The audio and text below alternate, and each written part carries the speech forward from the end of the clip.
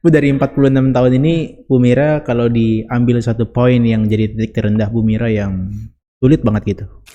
Aku kan perfeksionis, idealis, dan akhirnya karena aku selalu ada di mode perfeksionis itu, jadi aku tuh yang kayak tegang, tense aja gitu bawaannya gitu kan ya, selalu ada di sympathetic mode gitu. Dan aku inget banget tuh pagi-pagi jam 9 anak aku tuh udah aku mau siapin gitu. Supir taksi udah nunggu di bawah gitu kan. Terus biasalah anak-anak masih kecil gitu, masih manja-manja gitu lama-lama, dan aku tuh agak bentak dia gitu. Anak aku tuh nggak nangis, nggak apa gitu karena aku bentak gitu. Dia cuman tangannya begini, terus ditaruh di hati aku, di dada aku gitu ya. Terus dia ngomong gini, Mimi, I know that you are here, but I just feel that you are so far away. Buat aku kalau ngomongin tentang meditasi, sebenarnya yang paling merubah aku tuh sebenarnya si loving kindness meditation sih. Itu Oke. tuh, dan itu juga kenapa akhirnya aku memilih nama bodhicitta juga. I promise to help others gitu, bukan cuman memberikan mereka makanan, memberikan mereka uang, enggak, tapi aku mau mencoba untuk memberikan tools supaya mereka bisa pakai toolsnya, supaya mereka bisa mentransformasi kehidupan mereka juga dan menjadi lebih baik dan menginspirasi orang lain juga untuk jadi lebih baik gitu. Jadi itu tuh my daily prayer.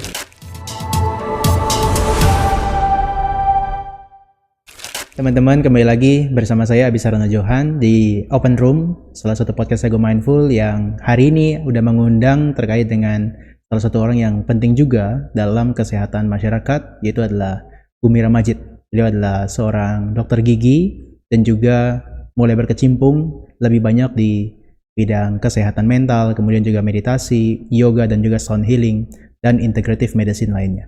Dan hari ini kita akan ngobrol lebih banyak terkait dengan perjalanannya Bu Mira, dan nggak kalah pentingnya adalah titik terendahnya, dan juga nanti ngomongin tentang mindfulness. Halo Bu Mira, selamat datang di studio kita. Halo Bro Johan, Ya. terima kasih sudah mengundang aku ke sini. Ya, senang lo bisa ngobrol, ini pertama kali kita ketemu ya. Iya betul. Oke. Bu Mira, tadi saya ada sebutin Bu Mira adalah seorang dokter gigi, kemudian orang yang peduli dengan kesehatan mental, terutama justru backgroundnya Bu Mira adalah sebenarnya dari dokter ya sebetulnya ya.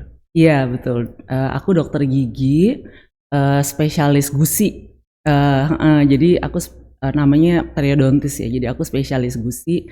Tapi aku juga ngambil public health juga. Jadi emang aku mengambil master di public health sebelum selesai spesialis gusi. Jadi kedokteran kemudian lanjut dokteran gigi maksudnya ya. Iya. Dokteran gigi lanjut ke S2-nya profesinya ya. Iya, Spesialis. dokter gigi dulu profesinya, terus S2-nya masternya public health. Lalu setelah itu lanjut periodontis atau spesialis gusi. Oke. Bu Mira akhir-akhir ini apa yang lagi dikerjakan yang sibuk? Akhir-akhir ini, jadi aku selama mungkin mulai dari tahun 2025 ya. Jadi aku sekarang berkecimpung di bidang mindfulness juga. Jadi tahun 2025 awal aku menginisiasi sebuah komunitas ya. Jadi komunitas ini tujuannya itu adalah untuk meningkatkan collective awareness towards mindful living melalui praktek berkesadaran seperti meditasi, terus praktek nafas dengan sadar, dan praktek cinta kasih. Nah, jadi komunitasnya ini namanya Bodhicitta Circle. Nah, terus kita mulai tuh di Januari 2025 ya. Kelas awalnya di rumah aku gitu. Jadi tiap hari Sabtu biasanya kita ngundang teman-teman siapapun yang mau datang gitu untuk meditasi bersama. Nah, tapi karena akhirnya yang gabung jadi banyak gitu kan, jadi sekarang udah berbentuk seperti platform gitu, jadi anggotanya pun jadi semakin lebih banyak, dan karena udah nggak bisa ditampung di tempat aku lagi, jadi sekarang kita biasanya tiap bulan ada pop-up class gitu, pop-up class tapi temanya tetap mindfulness. Tapi ada kombinasi dengan yoga dan juga sound healing ya Bu Mira ya? Betul, jadi yang biasanya kita lakukan di Bodhicitta, kita sebetulnya punya 5 terapi modalities ya. Jadi yang kita gabungkan di Bodhicitta Circle itu, yang pertama adalah praktek meditasi, yang kedua itu adalah somatic healing, itu artinya gerak seperti pergerakan mindful, tapi kita rasakan di tubuh yang kira-kira berkaitan dengan emosi gitu, nantinya akan diolah melalui terapi napas. Yang ketiga adalah terapi napas itu pranayama atau breathwork. Yang keempat itu adalah reflektif atau journaling. Kita latihan juga bagaimana caranya untuk menyadari dan mengolah emosi melalui jurnal gitu ya. Dan yang kelima adalah supporting circle. Jadi kita seperti banyak grup sharing dan rata-rata mungkin yang biasanya kalau yang ikutan sharing-sharing ini yang perempuan sih. Jadi lebih ke women circle sih untuk yang terapi kelima ini gitu. Tapi Bodhicitta sendiri itu semuanya sebetulnya ada laki-lakinya juga dong. Maksudnya? Maksudnya misalnya teman-temannya komunitas itu sebenarnya untuk laki-laki juga bisa. Oh bisa.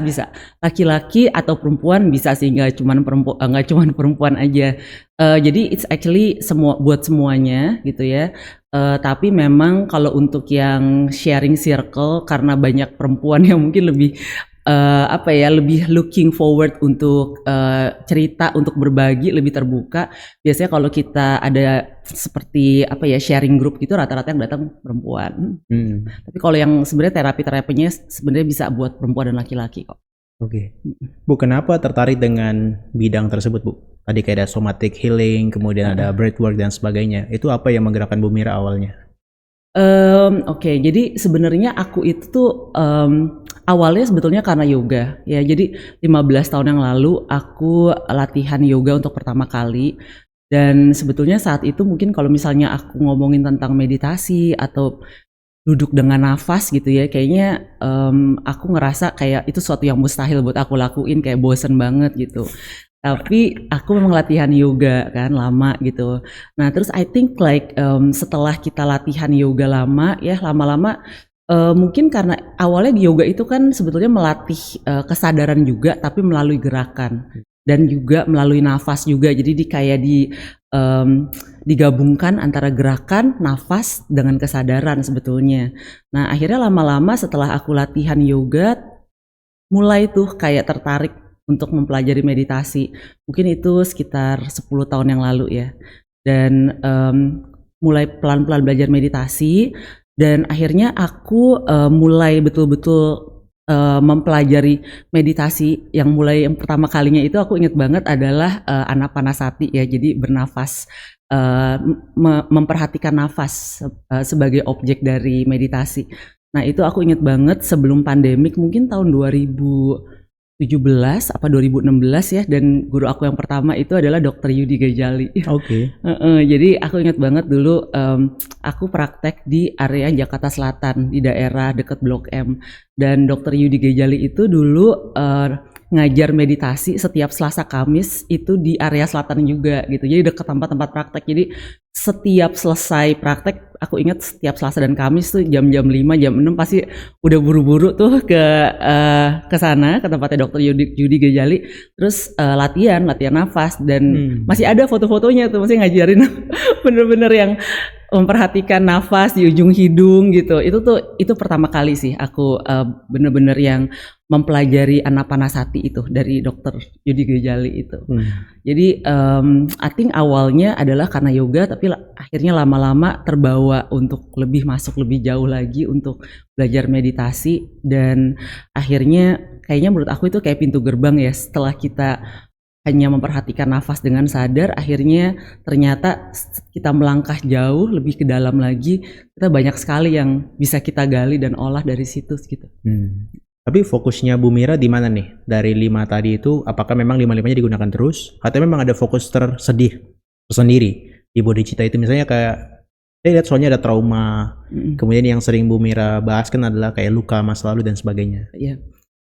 Jadi sebenarnya setiap kelas, terutama yang kelas private, aku selalu encourage untuk 5-5-nya masuk sebetulnya.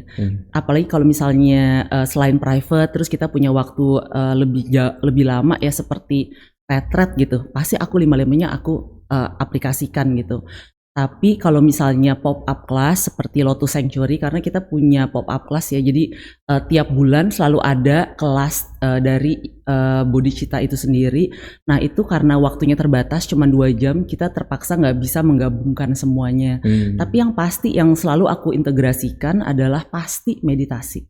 Meditasi dan pasti latihan nafas. Nah yang somatic healing itu sebenarnya lebih ke menyadari emosi yang hadir, yang terasa di tubuh sebetulnya. Mhm. Nah itu pun kita biasanya latih juga gitu loh. 3 itu sih. Nah untuk yang reflection ya, yang journaling dan group sharing itu kadang-kadang karena waktunya terbatas, biasanya aku nggak masukin ke Lotus Sanctuary. Tapi biasanya kita kasih PR atau kita kasih seperti mini ebook untuk kerjain di rumah. Jadi teman-teman yang ikutan kelas tuh mereka juga punya waktu untuk merefleksikan latihan gitu dengan guidance dari si mini ebook dari Bodhicitta Circle seperti itu. Ya. Oke.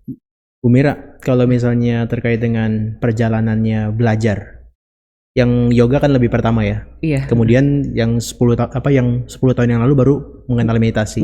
Baru di 2022 kemarin mulai Anapanasati. Iya betul. Somatik, lebih ke somatik, yang terakhir ini lebih menyadari emosi di tubuh. Oke. Yang paling berkesan dari pembelajaran Bu Mira, Bu? Paling berkesan ya. Menurut aku tuh kayaknya ini tuh semuanya tuh kayak apa ya, seperti mata rantai gitu Bro Johan. Yang aku tuh kayaknya nggak bisa lepasin satu dengan yang lain ya. Mungkin kalau di ilmu yoga, karena mungkin aku awalnya kan memang awalnya itu dari latihan yoga gitu ya. Jadi buat aku tuh teori yoga, ilmu yoga tuh lumayan masuk ke dalam pikiran aku banget dan banyak sekali mempengaruhi aku menjalani kehidupan juga gitu. Menurut aku tuh, jadi kalau di ilmu yoga kita tahu ada namanya tuh Pancamaya Kosha. Itu artinya adalah 5 spiritual body layer atau 5 lapisan spiritual gitu. Nah yang pertama itu adalah lapisan tubuh, lalu lapisan napas, lapisan pikiran, lapisan kebijaksanaan, lalu baru kita bisa mencapai namanya lapisan kebahagiaan atau freedom gitu, liberation. Nah jadi di sini tuh memang kalau di yoga, semua yoga itu tuh tidak cuman asana, tidak cuman bergerakan, tapi ini semua adalah yoga kelima-limanya ini gitu. Nah jadi dari jalur yang sudah aku jalanin, aku merasa juga bahwa kalau memang pada saat aku itu dulu ibaratnya nggak kenal mindfulness sama sekali gitu ya, yang membuka jalan itu adalah pembersihan tubuh aku, yaitu adalah pembersihan body layer gitu dengan asanas ya, dengan pergerakan tubuh dengan sadar. Lalu setelah itu baru yang harus dibersihkan adalah latihan nafas, yaitu bernafas dengan sadar. Yang ketiga adalah membersihkan pikiran dengan meditasi gitu loh. Nah memang yang aku rasain banget 3 ini penting banget. Tanpa satu dengan yang lainnya kayaknya sulit gitu untuk aku langsung masuk gitu ke dalam kebijaksanaan gitu. Jadi aku ngerasain banget ini kayak step by step yang aku jalanin. Jadi kalau dibilang yang paling penting yang mana, hingga saat ini pun aku masih lakuin semuanya. Karena menurut aku nggak bisa terus jadi bijaksana tanpa aku melalui pembersihan asanas tubuh aku lewat latihan tubuh, olah tubuh, tanpa latihan pranayama atau olah napas, dan tanpa latihan meditasi untuk menyadari pikiran aku gitu. Jadi buat aku ini semua penting gitu. Jadi nggak ada yang paling penting sih, kayak mata rantai aja gitu. Oke. Bu Mira akhirnya memutuskan untuk sharing, mengajar ke teman-teman. Basicnya kan awalnya kan public health ya. Iya betul. Tadi Bu Mira ada sebutkan itu bridgingnya kadang-kadang belum ada dengan medical science dan juga meditation atau mindfulness. Bu Mira boleh ceritain deh, bridgingnya seperti apa tuh? Okay. Yang Bu Mira lakukan? Iya, jadi mungkin aku memang tadi yang sempat aku utarakan bahwa aku kan menginisiasi komunitas mindfulness ini yang dengan nama Bodhicitta Circle tahun lalu. Nah, pada saat aku berjalan, sebenarnya awalnya inisiasinya itu adalah niat aku, intensi aku adalah sebenarnya hanya untuk mengajarkan meditasi aja sih. Jadi mengajarkan meditasi duduk gitu. Karena apa? Karena jujur aja aku ngerasa bahwa hidup aku itu banyak sekali berubah dengan aku bermeditasi. Dan itu perubahannya tuh, transformasinya tuh sangat gila-gilaan gitu. Jadi aku ngerasa bahwa this is a good message untuk orang-orang tahu bahwa ini sebuah latihan yang sangat bermanfaat gitu kan. Nah tapi setelah aku mencoba untuk mengenalkan meditasi dengan menginisiasi komunitas Bodhicitta Circle ini, banyak sekali respon-respon dari teman-teman, dari kolega, dari keluarga bahkan gitu kan ya. Dan rata-rata jujur aja banyak sekali yang mengasosiasikan latihan meditasi ini dengan sebuah praktek agama tertentu gitu. Dan ini merupakan menurut aku juga sebuah refleksi buat aku juga untuk bagaimana mengolah atau mengemas sebuah ajaran yang sangat bagus ini sehingga bisa masuk ke dalam ranah masyarakat secara menyeluruh gitu kan. Karena aku tuh pada saat aku menginisiasi bodhicitta, aku rada-rada ambisius juga sih. Aku pengennya adalah aku pengen orang Indonesia bisa meditasi gitu. Kalau bisa sebelum memulai sesuatu di sekolah, di kerjaan ada ruang hening gitu. Aku tuh ambisi itu gitu. Cuman aku mikir gimana ya cara ngolahnya supaya ini tuh bisa masuk gitu ke dalam kultur bangsa Indonesia yang bermacam-macam gitu kan. Jadinya aku mencoba untuk cari kemasannya yang paling applicable, yang paling bisa diterima gitu. Akhirnya setelah aku berjalan, terus aku melihat kebutuhan juga dari masyarakat, terus akhirnya pun aku merujuk pada diri aku sendiri gitu ya, bahwa iya kan aku seorang dokter gigi sebetulnya gitu kan, dengan latar belakang kesehatan masyarakat. Mungkin akan lebih bagus kalau misalnya memang kita kombinasikan dengan backup science gitu, terutama untuk mereka yang tinggal di kota-kota besar atau high function performers yang mungkin banyak bekerja di level pikiran ya, native yang harus doing all the time kayak gitu. Coba untuk mungkin dengan kita explanation lewat science, mungkin mereka akan lebih bisa terima seperti itu. Nah, akhirnya aku mulai mencoba untuk mengintegrasikan approach ini gitu. Jadi setiap kelas bodhicitta selalu aku masukkan adalah kayak short education tapi di backup sama science gitu. Jadi contohnya yang pernah kita lakukan adalah bagaimana mindfulness bisa membantu perempuan untuk mendapatkan kesehatan yang lebih menyeluruh seperti itu atau lebih baik gitu kan. Nah itu biasanya aku yang pertama-tama sekali tuh tahun lalu aku inget banget, jadi kita mengundang ada dokter obgynnya, terus udah gitu ada dokter akupunktur, dokter Yudi juga sempat diundang juga, terus udah gitu ada influencernya, jadi kita kemas dari beberapa sudut pandang, terus dari holistiknya dari bodhicitta circle kayak gitu, jadi masyarakat mulai familiar bahwa ternyata praktek mindfulness ini ternyata bermanfaat buat kesehatan mereka gitu, jadi itu yang kita integrasikan tuh kesehatan perempuan, terus yang terakhir ini bagaimana caranya bisa tidur lebih baik kayak gitu. Jadi kita kasih edukasi dulu gitu. Kenapa mereka yang tinggal di kota besar sulit tidur, sulit beristirahat.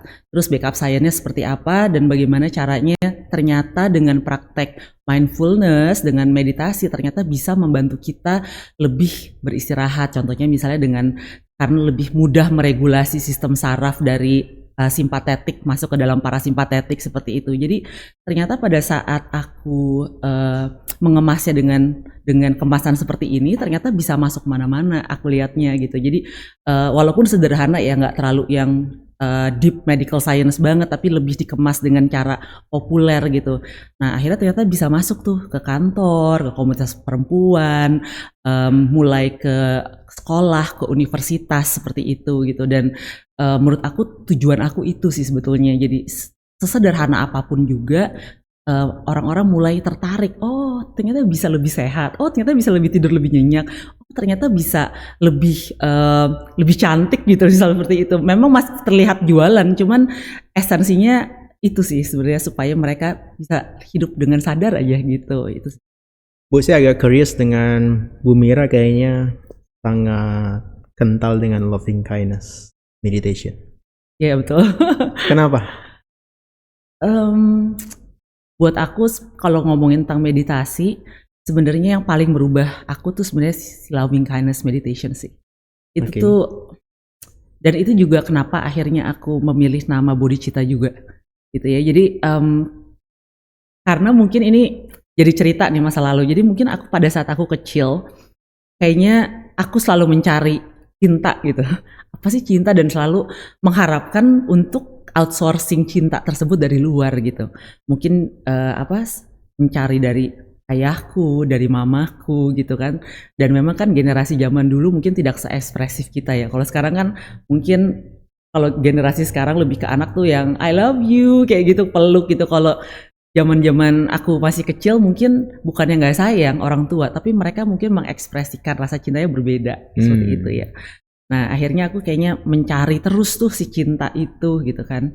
Dan akhirnya semakin aku mencari cinta itu, semakin dia nggak ada sih sebenarnya. semakin tidak ditemukan gitu loh, secara eksternal gitu kan. Sampai akhirnya aku latihan loving kindness meditation itu. Dan pada saat aku loving kindness meditation, aku ngerasain bahwa oh ternyata cinta itu bukan sesuatu yang kita cari di luar, tapi sesuatu yang sebenarnya lewat latihan praktek loving kindness meditation sebenarnya kita bisa kultivasikan di dalam diri kita itu sendiri. Seperti aku selalu bilang, meditasi cinta kasih itu seperti melatih otot di gym. Semakin kita latih, semakin kita mampu untuk mencintai diri kita sendiri dan orang lain. Gitu. Jadi itu sebenarnya esensi dari Body Cita Circle. Dan itu nggak pernah aku tidak integrasikan di dalam kelas-kelas aku gitu. Jadi aku selalu bilang bahwa ini adalah esensi kesembuhan. Kamu mau cari kesembuhan apapun juga, sebenarnya esensinya itu adalah menemukan cinta dan welas asih di dalam diri kita. Dan itu adalah manfaatnya itu bukan menyembuhkan diri kita aja, tapi menyembuhkan orang lain juga, menyembuhkan komunitas. Dan aku yakin banget kalau semua orang bisa melakukan ini, kita bisa we can heal the world gitu. Jadi aku selalu integrasiin itu di setiap kelas Body Cita, bahwa kirim cinta untuk diri sendiri, meditasi cinta kasih, terus kirim cinta untuk semua makhluk tanpa terkecuali, dan mengirim cinta untuk dunia, seperti itu. Jadi aku masukin itu terus gitu. Dan aku surprisingly, I think like every time I touch this aspect of loving kindness meditation, mulai tuh, maksudnya air mata keluar, mereka lebih lebih ngerasa connected banget, nggak cuma buat diri mereka sendiri, tapi setelah meditasi pun dengan sesama meditator bisa sambil peluk-pelukan yang kayak dapat joyfulnya banget gitu loh, connectionnya dapat banget gitu. Dan aku juga ngerasa itu sebenarnya mungkin yang kita hilang di society sekarang, bahwa manusia ini mungkin merasa bahwa aku harus mencari keluar gitu loh. Akhirnya seperti tidak tenang ya hidupnya, seperti mengejar terus gitu. Padahal sebetulnya kalau kita duduk diem dan mencari si cinta itu, cahaya itu di dalam diri gitu kan, ternyata nggak usah keluar, ada di dalam diri kita. Dan pada saat mereka tahu, oh ternyata aku nggak usah terus berlari berkejar di luar ya, aku cukup duduk diam, cukup menyadari nafas, cukup latihan mengkultivasikan rasa cinta untuk diriku, terus mendoakan cinta tersebut untuk semua makhluk, ternyata aku bisa beristirahat di situ gitu loh. Ternyata I found peace in that moment gitu. Dan itu aku rasa itu salah satu momen yang buat aku amazing, dan ini sih transforming juga gitu. Buat akunya pun transforming gitu, melihat ternyata apa yang aku ajarkan ternyata juga bisa membantu orang lain untuk bertransformasi juga gitu. Oke. Menarik. Itu yang buat mereka nangis bagian apanya, Bu? Apakah karena mereka visualize atau mereka bisa rasakan something gitu misalnya? Aku tuh biasanya nggak terlalu yang harus visualize macam-macam ya. Jadi sebenarnya praktek sederhana aja gitu, hanya reciting gitu ya. Rasain aja, maksudnya kayak kirimin aja energi cinta. Kan aku juga sempat belajar sama Go Mindful juga ya tentang loving, tentang meta meditation gitu. Basically itu aja yang sebetulnya aku ajarkan, aku sebarkan gitu ya. Coba untuk duduk, tapi memang mungkin sebelum masuk ke dalam meta itu mungkin aku banyak lebih ke itu yang tadi. Jadi mungkin diregulasi dulu sistem sarafnya. Karena kan biasanya yang aku pelajari ya, banyak orang nggak bisa langsung masuk ke dalam meditasi karena sistem sarafnya ada di sistem saraf simpatetik, di mana dia sibuk sekali gitu kan. Jadi pada saat aku mau masukin ke dalam titik meditasi yang hening, agak sulit buat mereka masuk gitu. Jadi biasanya untuk orang-orang yang tipe sibuk banget seperti itu, ya kita biasanya ada beberapa terapi pendahuluan dulu gitu, sampai mereka masuk, bisa teregulasi dari sistem saraf simpatetik masuk ke dalam sistem saraf parasimpatetik, di mana mereka mampu lebih untuk meditasi ke dalam titik yang lebih dalam lagi. Pada saat mereka sudah masuk ke dalam titik yang lebih dalam itu, baru aku guide masuk ke dalam meta meditation seperti itu. Dan pada saat itu sebenarnya tidak perlu visualisasi apapun, kualitasnya sudah ada di dalam diri mereka gitu. Jadi mereka sudah bisa merasakan sebetulnya. Oke. Gitu. Bu, ini agak personal boleh ya? Iya. Tadi saya dapat informasi dari timnya, katanya Bu Mira adalah perfectionist. Kalau bisa bikin event zero mistake gitu ya. Bener ya Bu ya? Bener sih, iya. Oke, gimana Bu? Maksudnya apa yang dalam pikiran Bu Mira kalau misalnya seorang perfectionist itu seperti apa sih? Sebenarnya aku perfeksionis, tapi aku mencoba untuk tetap berkesadaran maksudnya. Jalan work on tengahnya this. ya, jalan tengahnya Iya, ya. maksudnya buat aku perfeksionis iya, tapi ada ruang. Jadi nggak usah kayak betul-betul saklek banget, tapi mungkin dikasih ruang 0 sampai 10 untuk mistakes gitu. Jadi menurut aku nggak perfect banget, tapi kalau keluar jalur aku terus terang nggak bisa gitu, karena tidak sesuai dengan visionnya seperti itu gitu. Aku rasa dulu banget iya, aku ibaratnya sangat idealis dan perfeksionis sekali. Gak bisa ada salah apapun gitu ya, dan kalau bisa semuanya mau sesuai dengan vision aku gitu. Cuman akhirnya aku belajar juga bahwa menjadi perfeksionis itu capek banget. Dan yang kedua adalah juga menjadi perfeksionis itu justru malah nggak jadi-jadi gitu, karena kita akan mendelay eksekusinya, karena ngerasa bahwa I'm not there yet, jadi I have to delay it gitu kan. Dan aku juga ngerasa bahwa hidup is not about your ideas, it's about how you execute, how you make your vision into an action gitu kan, menjadi sebuah perbuatan gitu. Dan akhirnya aku coba untuk work on that gitu, tanpa mengurangi standarisasi aku memberikan ruang untuk kesalahan, which is nggak apa-apa gitu untuk salah, tapi mungkin yang penting jangan sampai keluar dari jalur banget gitu. Oke. Bu, tadi ada cerita tentang di masa kecilnya tentang cinta ya. Mungkin sekarang kita mau ngomongin tentang titik terendahnya. Oke. Kalau ada, gak tau Bu Mira sekarang usianya berapa sih? Udah 4 atau masih 3? Soalnya mukanya muda banget loh. Oh iya. Gitu ya? Enggak, aku udah 46 sih. Oke. Iya. Bu, dari 46 tahun ini, Bu Mira kalau diambil satu poin yang jadi titik terendah Bu Mira yang sulit banget gitu, kira-kira hal apa itu Bu? Yang sulit banget ya. Sebenarnya sih kalau dibilang yang sampai sulit banget, kayaknya nggak ada ya. Maksudnya gini, aku selalu ngerasa bahwa aku itu nggak pernah sendirian dan nggak pernah ditinggalkan tanpa apapun. Jadi di dalam semua titik terendah aku selalu ngerasa bahwa selalu ada pertolongan. Mungkin ada orang yang nolong. Nggak punyanya uang, selalu ada sedikit sisa uang di rekening di bank gitu. Jadi itu pun juga membuat aku bahwa ngerasa, oh aku nggak pernah sendirian kok gitu, aku selalu cukup sebetulnya gitu, nggak usah takut gitu kan. Nah tapi kalau melihat titik terendah di mana yang membuat aku akhirnya bertransformasi ya, dan lebih menjalankan apa yang aku jalanin sekarang, itu mungkin sekitar mungkin abis pandemik ya, sekitar tahun 2020 gitu, aku mulai ngerasa banyak sakit gitu. Jadi mulai banyak keluhan sakit gitu kan di pencernaan. Terus I had a depression juga gitu. Tapi depresi aku itu high function depression, dimana aku ternyata mempunyai depresi tapi aku nggak nyadar kalau itu tuh adalah sebuah manifestasi dari depresi gitu. Karena aku ngerasa bahwa ya itu ya, jadi aku selalu high function ya, jadi aku selalu doing, performing, achieving gitu, selalu ngerasa bahwa aku harus mencapai sesuatu gitu.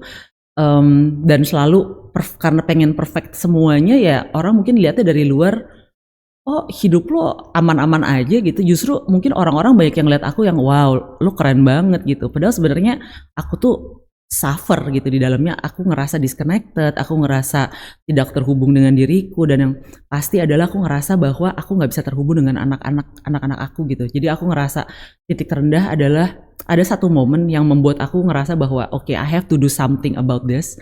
Jadi aku jadi punya anak satu perempuan.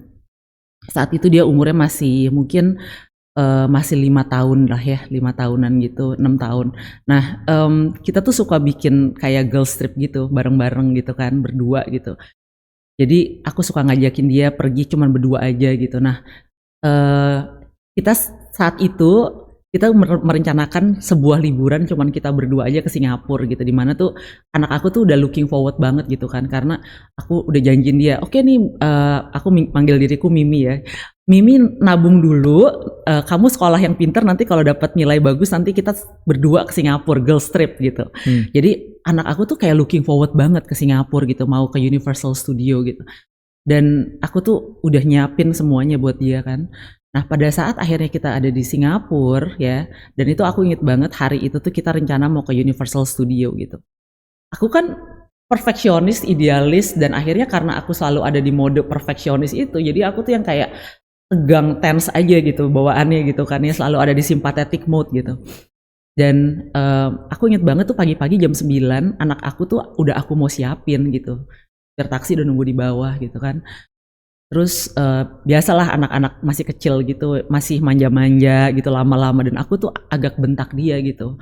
Aku bentak dia, kamu cepetan dong, ini gimana sih, ini supir taksi udah di bawah, pokoknya aku agak tinggi suaranya gitu. Terus aku inget banget ini momen dimana aku langsung yang kayak, oke, I have to do something about this. Tiba-tiba pada saat aku suaranya tinggi, anak aku tuh nggak nangis, nggak apa gitu karena aku bentak gitu. Dia cuman tangannya begini, terus ditaruh di hati aku, di dada aku gitu ya. Terus dia ngomong gini, Mimi, I know that you are here, but I just feel that you are so far away. Jadi dia bilang, Mimi, aku tahu badan kamu ada di sini, tapi kok aku ngerasa hati kamu jauh gitu. Sambil dia pegang my chest gitu kan, dada aku. Dan disitu tuh aku ngerasa, dan dia tuh kayak suaranya tuh sedih banget, gak nangis gak apa, tapi kayak teary eyes gitu, mau berlinangan air mata gitu. Jadi aku yang kayak, and then I feel like, ya maksudnya my body is here with her. Aku berusaha untuk menyediakan semuanya buat dia gitu, perjalanan yang mahal, liburan yang butuh uang banyak gitu kan, the idea of kayak having fun berdua gitu, girls trip gitu kan. Cuman ternyata dia bisa merasakan bahwa hatiku nggak di situ gitu buat dia gitu. I'm not there, I'm not present gitu kan. Dan ternyata buat anak-anak tuh yang penting adalah bukan badan kita sebetulnya, tapi pada saat, are you really present with me, with your heart, with the whole thing gitu kan. Dan di situ aku jadi questioning about myself gitu. Aku ngerasa ya maksudnya aku di sini sama anak aku membayar uang begitu mahal untuk bisa pergi jalan-jalan, cuman pikiranku kemana-mana gitu, hatiku nggak sama dia gitu, dan dia menyadari itu gitu kan.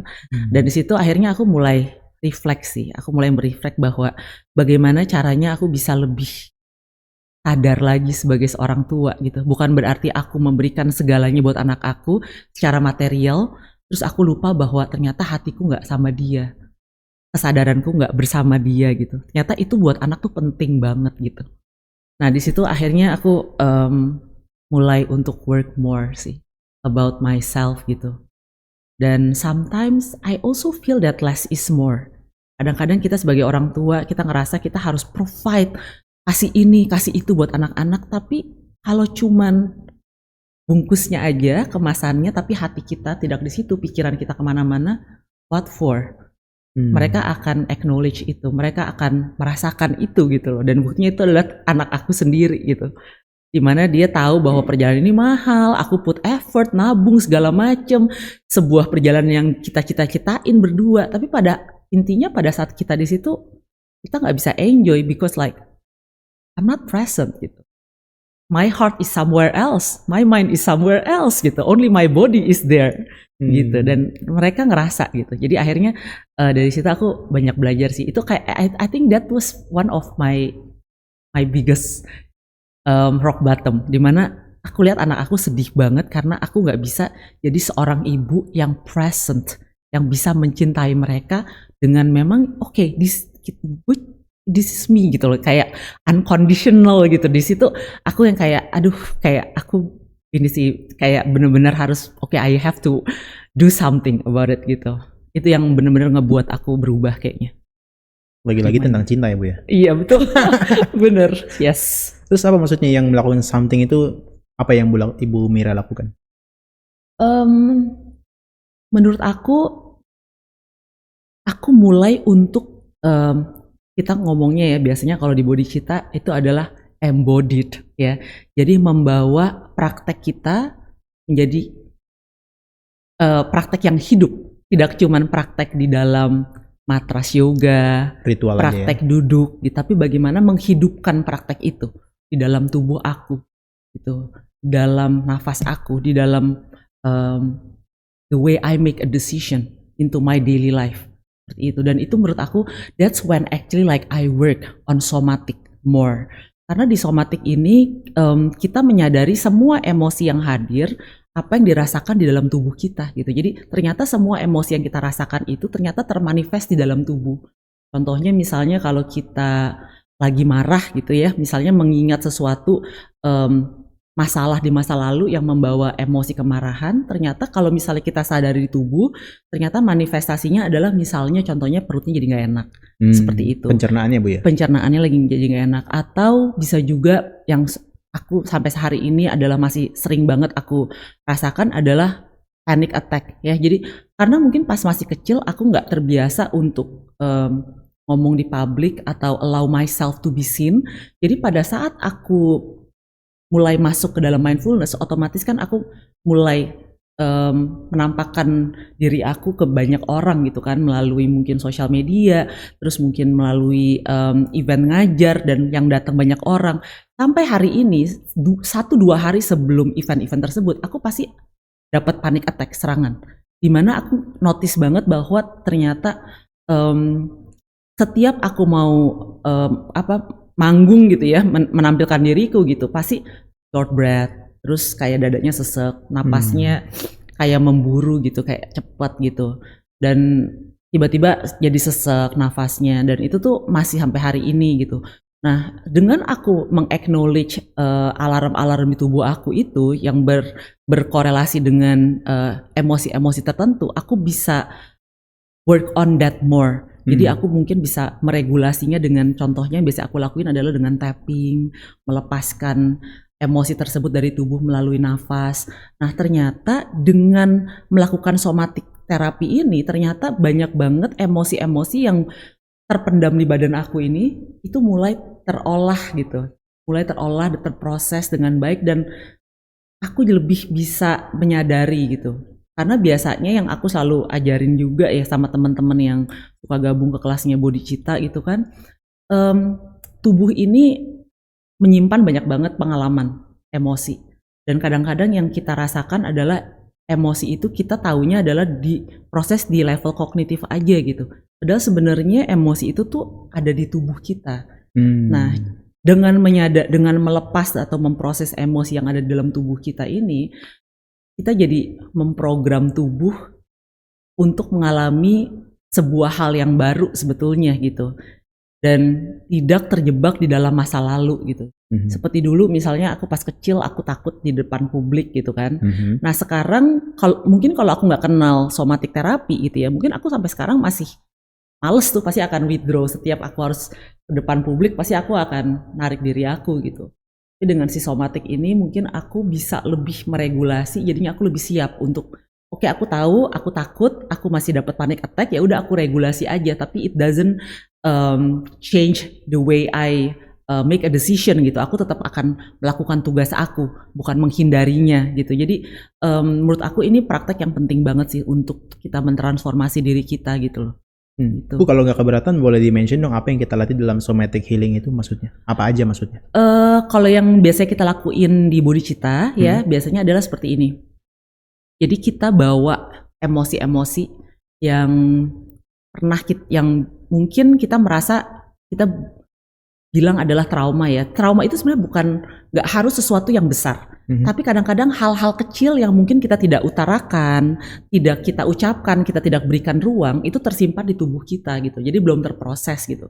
Nah, untuk somatic healing itu biasanya kita menyediakan ruangan ya, menyediakan space buat teman-teman yang memang mau mengolah emosi tersebut gitu. Jadi kita bisa bilang oke, mungkin pada saat kecil mungkin pernah, contohnya adalah mungkin pernah tenggelam di air misalnya gitu kan. Nah jadinya trauma nih sama air gitu. Nah coba bawa tuh experience dibawa, terus rasain di tubuh. rasain rasa takutnya, rasain tubuh bagian mana yang paling nggak enak. Nah setelah itu mungkin kita bisa, biasanya yang kita lakukan adalah kita lakuin tapping di area yang nggak enak. Contohnya misal di perut, takut gitu kan, fear biasanya di store-nya adalah daerah perut gitu. Kita gentle tapping di area perut, lalu kita perlahan kita lepaskan dengan nafas. Tuh, dengan nafas ada beberapa teknik nafasnya gitu yang memang biasanya kita biasa lakukan untuk mengolah emosi. Nah sebetulnya si emosi ini tuh juga dengan memberikan ruang kepada emosi-emosi tersebut, bahkan hanya menyadari aja bahwa emosi itu ada di dalam tubuh kita, itu sudah termasuk memproses. Nah, yang sebenarnya yang nggak boleh adalah pada saat kita mereject, enggak, gue nggak takut, enggak, gue nggak marah. Nah itu tuh, yang itu biasanya ya nggak bisa terproses akhirnya. Tapi kalau kita diam, duduk bersama si emosi tersebut, memberikan ruang saja, itu sebenarnya sudah memproses termasuk gitu. Kalau kita bisa masuk lebih jauh lagi, ada beberapa orang yang hanya duduk aja udah mulai kurang stabil, kita nggak paksa. Tapi kalau mereka bisa duduk lebih lama, baru kita bisa proses lebih lanjut lagi dengan body tapping, dengan napas gitu. Jadi setiap orang tuh beda-beda sebetulnya toleransinya terhadap emosi tersebut. Ada orang dari awal sudah reject, nah kalau itu paling ya hanya meditasi napas dulu aja. Tapi kalau dia mau masuk lebih dalam, kita bisa proses bareng-bareng. Pada intinya adalah duduk hadir bersama si emosi itu aja sih. Gitu. Bu, saya mau tanya apa yang Ibu Mira temukan selama mengajar meditasi atau mindfulness ini di ruang prakteknya? Dari partisipannya Bu Mira. Apa yang menarik yang mungkin bisa diceritakan? Yang menarik ya, aku tuh yang paling menarik yaitu yang tadi aku sempat mention juga ya. Mereka tuh ternyata duduk hening aja tuh kayak apa ya, kayak kerinduan loh, kayak coming back home gitu kalau aku lihatnya. Banyak banget, aku inget banget yang kemarin yang terakhir yang menurut aku berkesan banget adalah pada saat aku retret di Lombok ya. Di Rinjani ya. Yang itu somatik kan, itu ya? Somatik, betul. Itu sebenarnya hanya duduk diam ya, dan ibaratnya kan dengan latar belakang, culture, agama yang beda-beda sebenarnya gitu. Tapi dengan space, cuman diam aja, hening aja, itu tuh aku bisa ngerasain banget bahwa banyak sekali air mata keluar di situ gitu. Dan pada saat aku tanya, aku udah nggak nge-guide untuk visualisasi apapun, hanya cukup diam aja, hening aja, coba perhatikan napas aja gitu. Tapi itu kayak banyak sekali emosi yang keluar gitu. Dan pada saat aku tanya sama peserta-peserta yang hadir gitu, mereka bilang kayak ada kerinduan masuk ke dalam keheningan itu gitu loh. Dan pada saat mereka duduk hanya memperhatikan nafas, apalagi masuk ke dalam meditasi cinta kasih, itu tuh mereka merasa kok seperti kembali ke dalam rumah, di dalam diri aku gitu loh. Dan melihat mereka itu berbagai macam background ya, ada yang pakai jilbab gitu kan, ada yang latar belakangnya mungkin Chinese, agamanya beda-beda gitu, tapi akhirnya dengan meditasi cinta kasih terakhirnya itu kan biasanya aku suka tutup dengan eye gazing meditation setelah loving kindness meditation, eye gazing, terus mengirimkan energi cinta kasih kepada partnernya di depan gitu. Setelahnya tuh bisa peluk-pelukan gitu, dan itu tuh ibaratnya backgroundnya berbeda, agamanya berbeda, culture-nya berbeda, tapi mereka bisa merasa satu gitu, merasa connected banget lewat meditasi itu. Padahal aku ngerasa bahwa aku nggak terlalu kasih instruksi macam-macam, tapi powerful banget. Itu buat aku sangat menyentuh sih. Transforming banget gitu. Bu, kalau terkait dengan kesulitannya, pasti ada kesulitan dong Bu. Apa yang Bu Mira rasa sulit banget nih dalam hal ini? Dalam hal apa itu Bu kira-kira? Dalam membangun body cita gitu? Iya. Aku rasa yang paling susah untuk pertama kalinya ya, itu adalah sebetulnya hambatan rejection dari keluarga sih gitu. Maksudnya gimana nih? Tapi sekarang mereka suportif banget udah. Mungkin karena aku dibesarkan dalam keluarga yang semuanya dokter gitu kan ya. Jadi memang latar belakangnya medis semua. Jadi mereka selalu ngerasa bahwa ya udah jadi seorang dokter ya harus praktek, harus jadi clinician gitu. Kalau enggak kamu bukan dokter kayak gitu. Jadi aku kayak pada saat aku memutuskan untuk membangun body cita gitu, itu orang tua tuh against banget gitu, kayak apa gitu. Jadi guru meditasi ngapain gitu? Kamu dokter, kenapa kamu nggak praktek aja gitu? Emang kenapa kurang kayak gitu loh, maksudnya kayak ditantang banget gitu kan seperti itu gitu. Dan aku kan dari kecil memang nurut banget gitu, disuruh sama orang tua kan harus jadi dokter, harus masuk ini, dan aku ngikutin gitu. Pokoknya harus masuk universitas negeri gitu kan, lulus dari SMA. Iya udah aku masuk UI gitu. Jadi kayak aku bener-bener ngikutin gitu semuanya gitu. Cuman ini aja nih yang aku ibaratnya rebel gitu kan, yang kok nggak mau ikut ya gitu. Dan buat aku itu berat gitu. Jadi yang tadi sih makanya mungkin aku banyak panic attack juga gitu. Apalagi sebelum launchingnya Bodhicitta tahun 2025 tuh aku panic attack banget gitu. Karena ngerasa nggak disetujuin kan sama mama papaku gitu, sama keluarga gitu kan. Jadi gak ada yang datang juga gitu pas launching gitu. Jadi bener-bener cuman teman-teman aja yang emang aku undang gitu. Mereka gak ada yang datang karena memang masih belum setuju saat itu gitu. Apalagi aku pakai nama Bodhicitta gitu yang terinspirasi juga dari Mahayana gitu kan. Jadi kayaknya tuh apa ini, ajaran apa nih, saya sangat ini banget gitu, sangat against banget gitu. Tapi buat aku tuh akhirnya pada saat aku berjalan, mereka sudah mulai setuju, tapi masih terus tanya lagi, itu nggak bisa namanya dirubah aja ya? Namanya dirubah aja gitu, biar supaya lebih bisa lebih terima sama semua orang. Tapi buat aku ini adalah yang menguatkan aku gitu. Selama aku berjalan, mungkin proses aku penyembuhan pada saat, maksudnya keluar dari, maksudnya aku berdamai dengan semua emosi aku dan akhirnya memutuskan untuk menjalani mindfulness ini gitu kan, itu mungkin 5 tahun. Dan setiap pagi my prayer is the Bodhicitta gitu. Jadi aku bilang bahwa aku mau coba untuk menjadi lebih baik, untuk awaken, bukan buat diriku sendiri gitu, tapi I promise to help others gitu. Bukan cuma memberikan mereka makanan, memberikan mereka uang, enggak, tapi aku mau mencoba untuk memberikan tools supaya mereka bisa pakai toolsnya, supaya mereka bisa mentransformasi kehidupan mereka juga dan menjadi lebih baik dan menginspirasi orang lain juga untuk jadi lebih baik gitu. Jadi itu tuh my daily prayer every single day, dan kayaknya itu yang merasa setiap pagi aku selalu ucapin itu, dan cepet sekali gitu transformasinya gitu menjadi aku yang sekarang. Dan hingga today walaupun sulit, setiap aku going back to my prayer, kayak mengingatkan diriku sendiri kenapa sih aku memilih ini, itu kuat banget gitu. That's actually like my very strong kayak give me a very strong inner power gitu, kayak kuat banget gitu. Makanya pada saat orang pada bilang udah ganti nama aja, terus udah gitu kita juga kemarin sempat ada agak sedikit hambatan karena ternyata pada saat kita mau daftarin ke Haki ya, ternyata udah banyak yang pakai Bodhicitta gitu kan. Akhirnya terpaksa kita ganti brand jadi Body Lotus gitu. Tapi aku selalu tetap bilang sama teman-teman, pokoknya aku tetap mau pakai ini dalam setiap proposal kita di website kita, pakainya Bodhicitta tetap. Tapi nggak apa-apa kalau misalnya memang nantinya untuk mungkin untuk hak ciptanya pakai Body Lotus atau nama lain, it's okay. Tapi I want to keep this name, I will carrying it gitu, kayak because it's my foe gitu, kayak karena aku ngerasa memang terbantu banget sih dari situ gitu loh. Perfeksionisnya masih terasa sih. Yeah. Tapi memang Bodhicitta sendiri kan konteks prinsipnya kan dia memang full of compassion kan. Betul. Pengen bantu orang kan. Bener. Oke. Iya, memang ya it's a loving kindness, meditation, compassion, welas asih hidup. Memang itu yang kita jadi inti dari Bodhicitta Circle, dan itu juga memang aku taruh juga di website kita gitu, bahwa latihan kita memang memfokuskan kepada hidup berkesadaran dan hidup dengan cinta kasih gitu. Bu tadi ada sebutin tentang transform, bahwa Bu Mira bilang tadinya saya orang yang akan withdraw kalau harus ngomong di depan. Iya. Sekarang bisa tampil kayak begini, kemudian banyak juga di event-event lain, bahkan bikin event sendiri, organize sendiri juga ya. Apa yang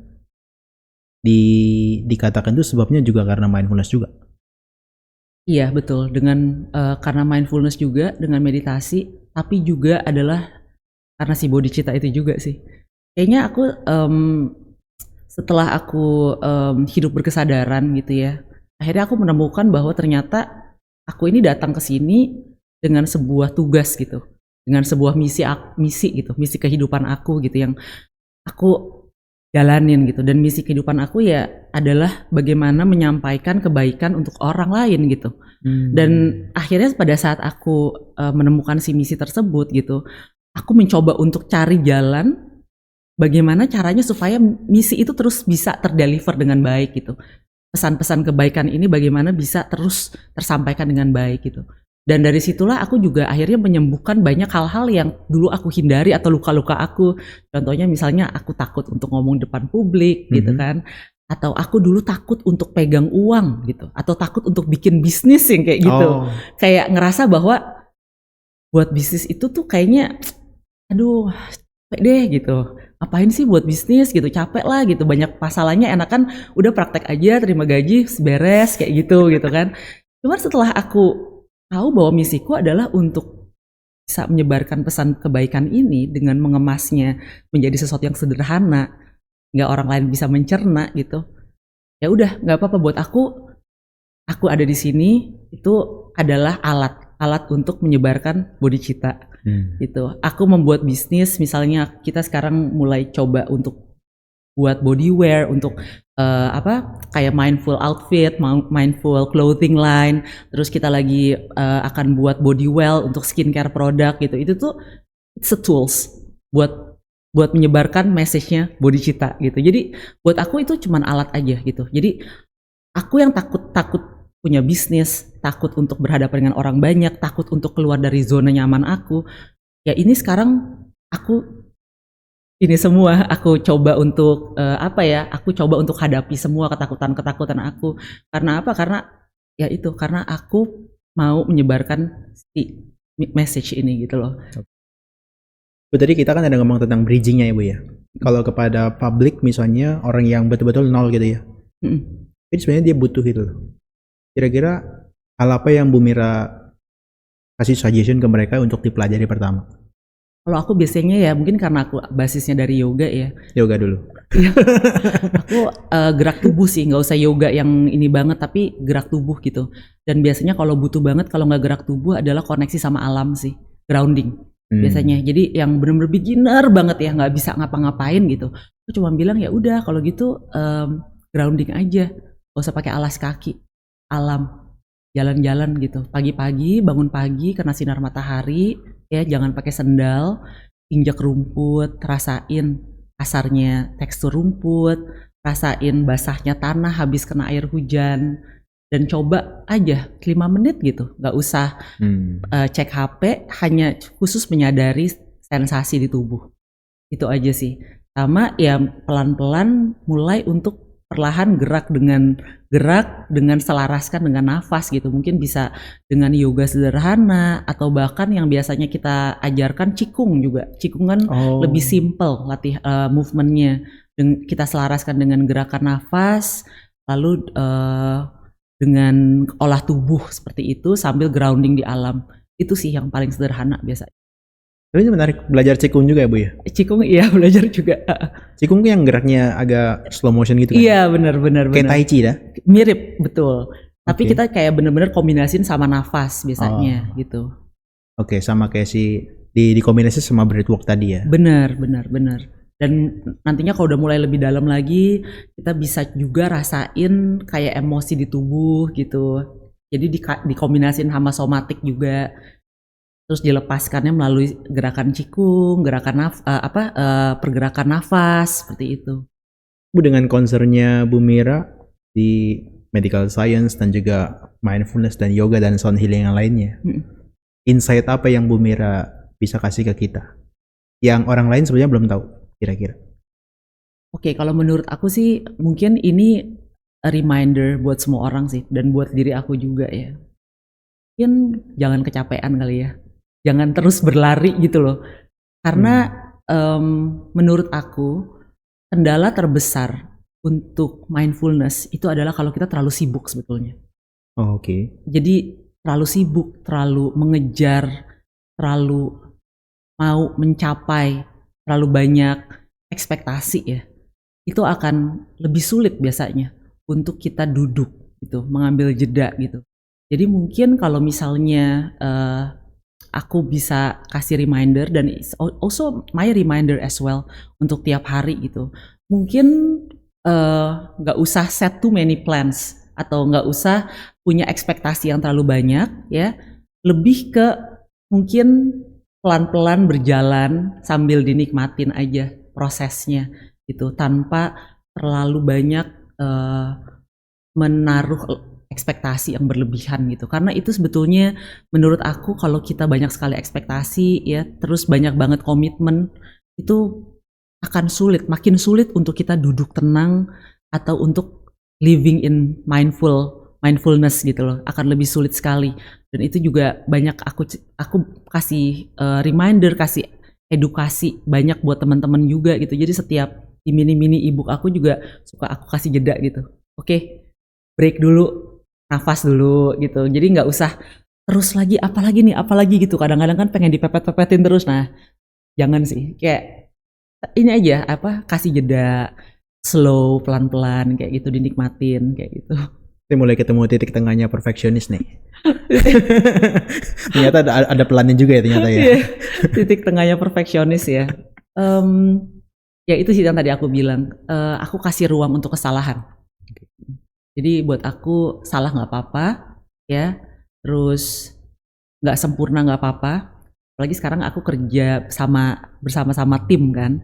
Dan aku ngerasa bahwa setiap orang yang ada dalam tim Bodi Cita itu, mereka itu membawa kelebihan dan kekurangan masing-masing, tapi itu yang justru melengkapi kita gitu. Pada saat kita bekerja bersama, oh ternyata yang ini punyanya ini, yang ini bagus di sini, tapi dia nggak punya yang satu lagi gitu. Jadi it's apa ya? Itu yang membuat aku justru indahnya di situ gitu, dimana memang ada tidak kesempurnanya itu gitu loh. Jadi bahkan di situ kita bisa saling melengkapi di situ. Bu Mir, ada 2 poin terakhir yang mau saya tanyakan dari obrolan kita. Yang pertama adalah, Bu Mira boleh bayangkan sekarang kalau seandainya Bu Mira balik ke kondisi yang sama seperti ini, tapi tidak pernah belajar sama sekali tentang mindfulness, yoga, sound healing, dan lain-lain. Apa jadinya, Bu? Aku sakit pasti sih. Kaget saya. Pasti sakit. Gimana? Aku pasti sakit kayaknya. Iya, aku ngerasain banget, karena makanya sebetulnya sampai titik ini pun aku tuh gak pernah lepas dari meditasi dan nafas ya. Kadang yoga masih suka bolong-bolong, tapi kalau aku gak latihan nafas sama meditasi, aku ngerasa gak grounded banget sih. Jadi kayak kayak pikirannya jadi terlalu sibuk menurut aku. Makanya mungkin karena aku juga lebih tendensi untuk ke overfunction, lebih kayak ke mempush diri aku too much. Jadi dengan aku duduk diam, memperhatikan nafas yang simple banget sebetulnya.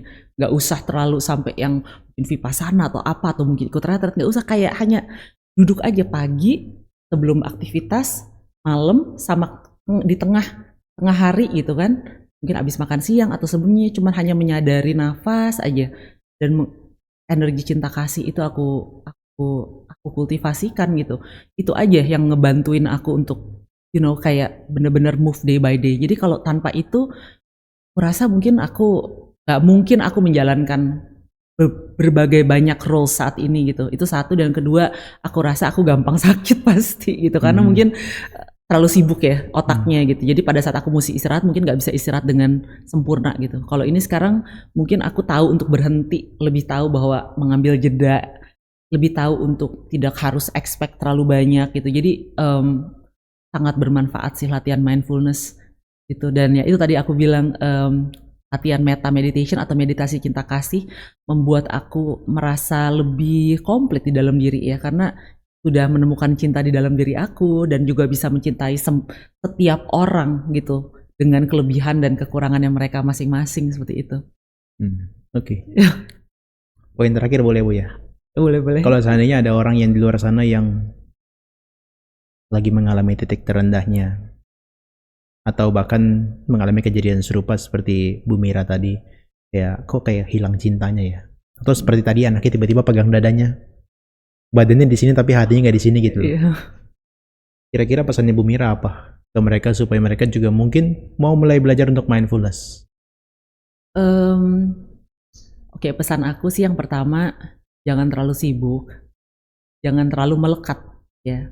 Mungkin boleh dilihat juga kira-kira apa nih yang saya lekati sekarang. Apakah itu mungkin problema di masa lalu, ataukah mungkin harapan di masa yang akan datang. Coba untuk hadir aja di momen yang sekarang supaya nggak capek gitu. Terus yang mungkin reminder berikutnya adalah usah terus berlari ya, cukup hadir aja karena sebetulnya rumahnya kita ada di dalam diri kita. Jadi nggak usah terus mengejar keluar karena nggak akan ada selesainya. Gitu, cukup duduk aja, cukup duduk, cukup hadir, rasakan nafasnya. Ya mungkin kalau memudahkan mungkin boleh dipegang dadanya ya, hatinya di sini yang kadang mungkin suka terasa sesak, suka berasa overwhelmed gitu kan. Coba untuk kirimkan energi cinta kasih ke dalam diri.